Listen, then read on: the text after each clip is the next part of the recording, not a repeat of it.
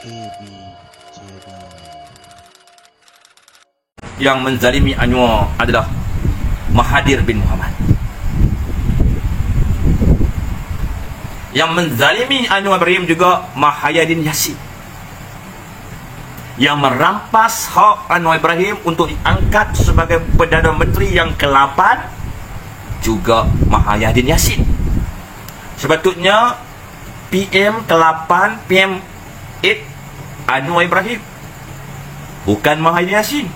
Muhyiddin Yassin tidak pun tersenarai sebagai calon Perdana Menteri. Beliau hanya diletakkan sebagai Menteri KDN sahaja. Kerana kerakusan dan sikap Muhyiddin ni ibarat haruan. Dia selalu makan kawan Muhyiddin ni. Keikhlasan Anwar Ibrahim menyokong mereka tidak dihargai.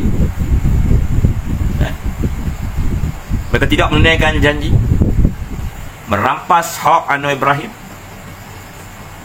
Tapi tuan nilailah sendiri, bila mereka rampas hak Anwar Ibrahim, beri kepada Muhyiddin, beri kepada Ismail Sabri, akhirnya di hujung perjuangan Datuk Seri Anwar Ibrahim, beliau tetap diangkat sebagai Perdana Menteri. Jadi kita nak Perdana Menteri yang bagaimana lagi? Sekarang kita nak Perdana Menteri yang bagaimana lagi? Tak cukup Melayukah Perdana Menteri kita ni?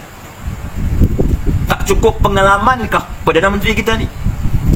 Tak cukup matangkah Perdana Menteri kita ni? Tak cukup hebatkah Perdana Menteri kita ni? Orang Melayu sokongnya, orang Cina sokongnya, orang India sokongnya, asli sokong, Sabah Sarawak pun sokong. Mana dia hebat. Dia ada aura dan karisma yang lebih mantap dan padu berbanding Muhyiddin ataupun Haji Hadi. Muhyiddin tak mampu menarik sokongan selain daripada Melayu. Jadi kita nak Perdana Menteri yang bagaimana lagi? Mahathir sudah, Abdullah sudah, Najib sudah, Muhyiddin tak sudah-sudah, Ismail Sabri sudah. Kenapa kita tak boleh beri sikit masa dan ruang beliau untuk membuktikan kemampuan beliau melunaskan janji-janji reformasi yang dilaungkan bertahun-tahun lama, malah hampir sedekad, 2 dekad lamanya. Bagilah peluang. Betul? Dan belajarlah sebut reformasi. Sebab perkataan reformasi itu perkataan yang baik. Reformasi, lawan tetap lawan, lawan sampai menang. Reformasi bermaksud perubahan daripada yang buruk kepada yang baik, daripada yang jahat kepada yang baik, daripada yang bobrok mengkedarah wang negara, bahagi kontrak sama rakan-rakan baik, direct nego berbilion-bilion ringgit, kepada tender terbuka yang menjimatkan puluhan bilion wang negara. Nak yang bagaimana? Nakkan pemimpin yang mengkedarah wang negara, atau nak pemimpin yang berlaku jujur, tata kelola wang negara dengan amanah dan tanggungjawab kepada Allah Subhanahu Wa Taala? Dan nak yang bagaimana? Kita nak angkat semula Muhyiddin sebagai Perdana Menteri. Kita nak Perdana Menteri yang membedak-bedakkan kekayaan negara kepada ahli keluarga sendiri, membahagikan keuntungan negara kepada anak-anak dan rakan-rakan sendiri. Kita nak begitu. Atau kita nak seorang Perdana Menteri yang tata kelola wang negara dengan baik, tidak membelanjakan wang negara mengikut nafsu dan kehendak batin kawan-kawan rapatnya, saudara maranya. Atau kita nak kembalikan pemimpin nepotism, kronism macam Mahathir dan Muhyiddin. Saya terkejut. Sampai projek tempatan banjir pun nilainya belasan bilion. Dan yang dikatakan telah Diluluskan Bapak Menteri jumlahnya 7 bilion. Hebat. Kalau benda ini dilakukan oleh kepimpinan UMNO, nescayalah kita akan dihukum ke neraka terus oleh Perikatan Nasional. Tapi kalau dilakukan oleh orang-orang mereka ni punya banyak hujah. Pandai mereka bermain dengan kata-kata. Pandai mereka bermain dengan hukum. Pandai mereka bersandiwara, meyakinkan pengikut-pengikut mereka bahawa mereka umpama dianiaya. Tata kelola. Tata kelola ni maksudnya menguruskan. Kesenjangan maksudnya jurang. Kerajaan penyatuan maksudnya kerajaan perpaduan. Artinya sama tu saja. Saya pun duk baca tu, tengok YouTube Indonesia, cakap pun dah macam Indonesia sikit. Biasa nak tidur pegang Hafiz, tengok YouTube. Jadi bila tengok YouTube ni dah penasaran dengan bahasa-bahasa Indonesia ni. Tapi bahasa Indonesia pun sama jugalah dengan bahasa kita. Wakib depan ni aras tinggi, wakib kita ni aras tinggi juga. Boleh, yang mana-mana pun boleh. Yang penting kita faham. Betul. Okey tuan. Badli Selangor kelakar kluster mahkamah. Up to you lah. I don't care lah what you thinking about me. Okay? You nak kata pimpin kami kluster mahkamah, you kata lah. Tapi macam saya kata tadi, kebohongan itu walau ia berlari sedikit kilat, tiba waktunya kebenaran akan mengalahkannya. Dan kesombongan Perikatan Nasional tanda dekatnya mereka dengan kejatuhan.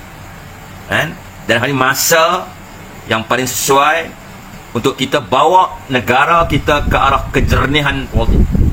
Kita mahukan politik akal sihat, bukan politik jijik, politik kotor, ibarat ayam berkokok ekornya penuh tai. Kita bencikan politik hipokrit yang diamalkan Mahyadin yang hadi-hadi. Di hadapan media mereka lah yang terbaik, mereka lah yang termaksum. Tapi di belakang kita tuan-tuan, curi sana, curi sini, tak peduli tentang partai orang lain. Dicurinya 10 ST ahli Parlimen Barisan Nasional. Kita bukan ikut resmi Mahathir Mahyadin. Kita bukan nak dakwa dulu baru siasat. Kita tak mainlah nak serbu-serbu mana-mana rumah mantan Perdana Menteri, atau nak serbu rumah ibu atau bapa kepada Perdana Menteri. Kerajaan yang ada ni kerajaan yang bermaruah, kerajaan yang tahu tata kelola dan memahami bahawa setiap mantan Perdana Menteri itu ada maruah. Kita tak akan menjatuhkan maruah orang seperti mana yang dilakukan Mahathir dan Mahyadin kepada Datuk Seri Najib Razak dan juga Dr. Zahid Hamidi. Soal keadilan tata kelola serahkan kepada empunya badan. Betul? Serahkan kepada SPRM, PDRM. Betul? Serahkan kepada kebijakan peguam negara. Bukan kita pula nak mencampuri urusan keadilan. Nakkan undang-undang itu mengikut terunjuk kita. Serbu rumah Muhyiddin, serbu rumah Hamzah Zainuddin, serbu rumah Haji Adi, serbu. Kita bukan macam tu. Kita pun tak benarkan pihak kerajaan berbuat demikian rupa. Itu perbuatan yang jijik. Mendakwa dulu baru siasat perbuatan yang jijik. Betul? Adakah tuan-tuan nak kita mengamalkan perbuatan yang jijik, yang keji, yang tidak bertarmadun tu? Tak mau kan? Sabarlah. Takkan lari gunung dikejar.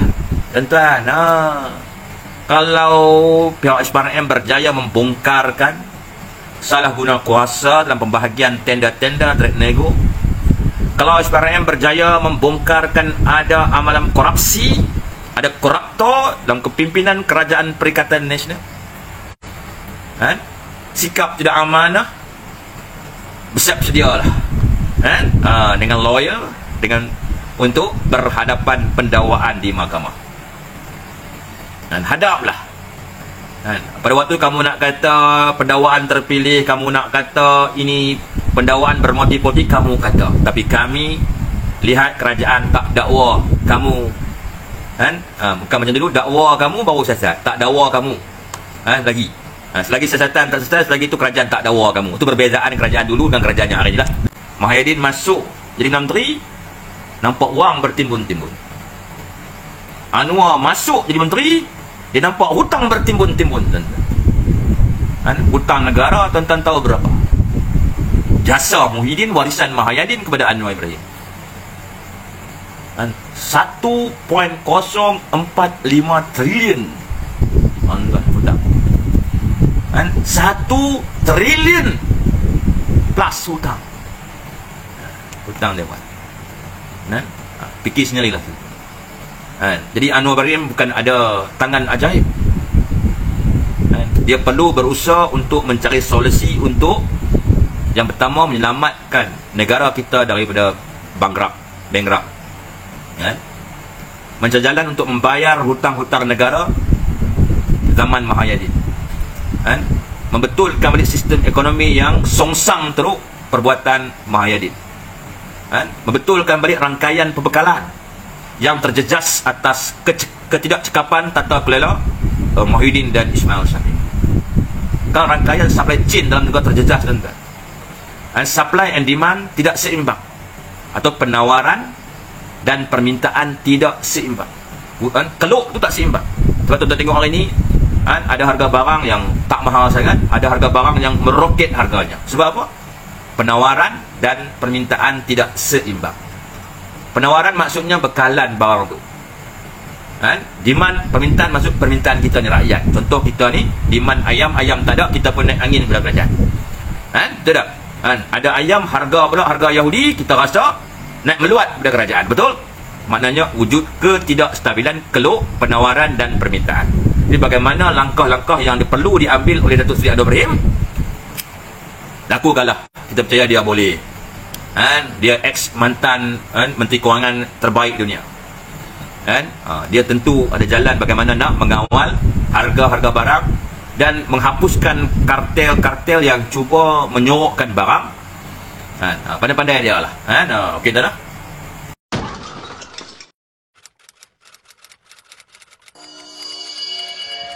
A B J D